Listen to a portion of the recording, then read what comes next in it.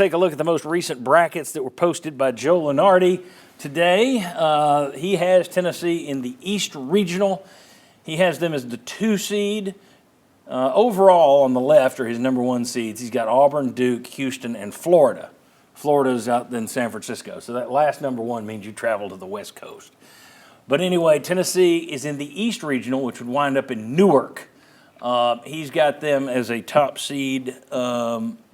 Or he's got the top seeds Duke, Tennessee, and Iowa State and Purdue, who I'm tired of seeing Purdue in tournaments. But Tennessee against South Alabama in the first round, and then if they get by that, they would face the winner of BYU and Georgia. And it used to be you couldn't face a conference foe until like the regional semifinals or the regional finals. Now, if you're putting 15 to the 16 SEC, if you're letting the whole SEC in, you're going to face them early on. Mark Pankratz, your thoughts on the bracket you see there very quickly. BYU is scary. I mean, they got some crazy athleticism. They can shoot the basketball. That's a tough matchup.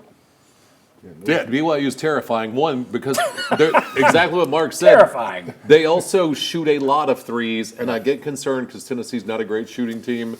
But sometimes they don't always realize that when you see a team start hitting threes, do you start firing them too? Yeah.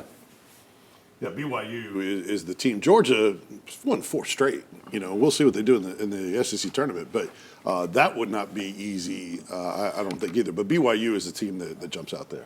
Yeah, definitely, but I think we got to remember all these second round matchups are going to look tough. It's such a deep field these days. You're not going to face anything easy past the first round. So that would be starting in Lexington. So it'd be an easy drive up for Tennessee, and if they play Georgia fans.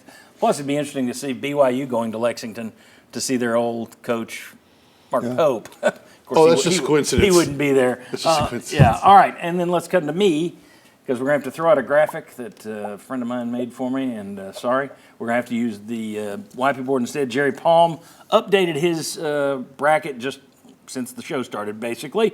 He's got Tennessee as the number 2 seed in the Midwest. Now, is that Cleveland? Which is the Midwest Regional? Indianapolis, right? Indianapolis, okay. So that would end in Indianapolis. He's got Tennessee versus Robert Morris. It'd be tough for one guy to beat an entire Tennessee team, but Robert Morris is in there. In the second round, though, you see the names Kansas and Indiana. The name Indiana doesn't scare you. The name Kansas and all their talent scares the hell out of me. There's terrifying. I would be more worried about Kansas preseason number 1, just flipping the switch and turning it on, than even I would BYU. And then number 1 in that region is Houston. But your thoughts on Kansas and Indiana in the second round? I like that draw better for Tennessee. Kansas has underachieved this year. I understand the thought and definitely agree that they could flip the switch and that concerns you. Yeah. But just based on how they've played to this point, I'd rather face that bracket than the first one. I totally agree. What jumps out is you could see Hunter Dickinson again. You know, who you've seen in the NCAA tournament when he was at Michigan, and that's a big. Now, he doesn't always play inspired, doesn't always play well. But who knows? They have that ability maybe to turn it on. But I think the other way. There's no way I want a piece of Kansas. No. I mean, Hunter Dixon, we struggled to guard them. We struggled to guard any big guys. They've been there before. They've been in big moments. They've underperformed all year. They got something to prove. You've got a coach who's won it all. Yeah, I don't want any piece of Indiana would be fine because they beat us in that little preseason game. We'd be fired up for that. But I don't want any piece of Kansas. Yeah, no, look, Kansas has better players than Tennessee does. Just point blank, that's a better roster. And Bill Self has been there and won the whole thing. Dickinson scares me, so yeah, I'm with Mark. I would not want any part of Kansas at all.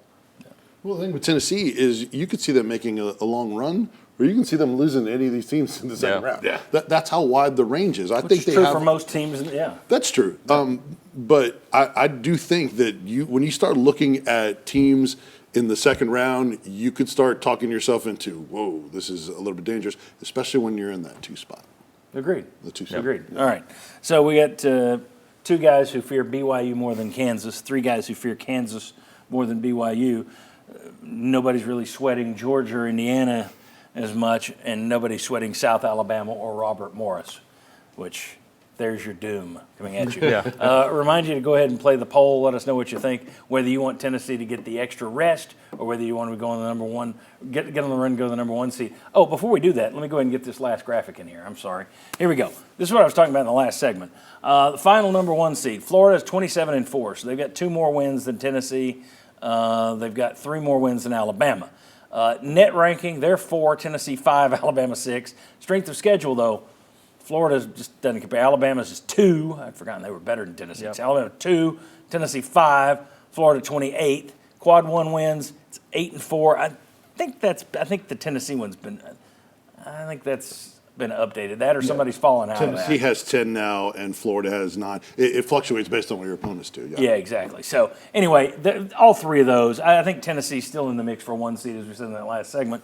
If anything, you look at Florida's getting a boost because they're 27-4. Their record is simply better.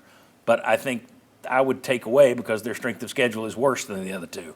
And Tennessee's kind of in the middle. So to me, I just think whoever goes furthest in this tournament is probably going to get that final number 1 seed. I think the wild card here, Vince and I were talking about this. What happens on the other side of the bracket from Tennessee? If Alabama beats Florida and Tennessee to win the SEC tournament, and then they beat Alabama or beat Auburn on the road, or beat them, that's an impressive way to finish the season. If I'm the selection committee and I'm looking at this, and all these teams are that equal, I'm just saying I'm looking at the tournament. Tournament's going to decide it. We'll let you boys play it out.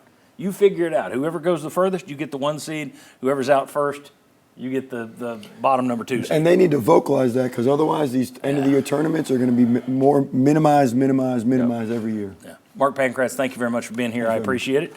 And when we come back, time to talk football. Spring practice has begun. We'll get into Ricky Gibson's situation. We'll talk to Nico Iamaleava next on the Sports Source.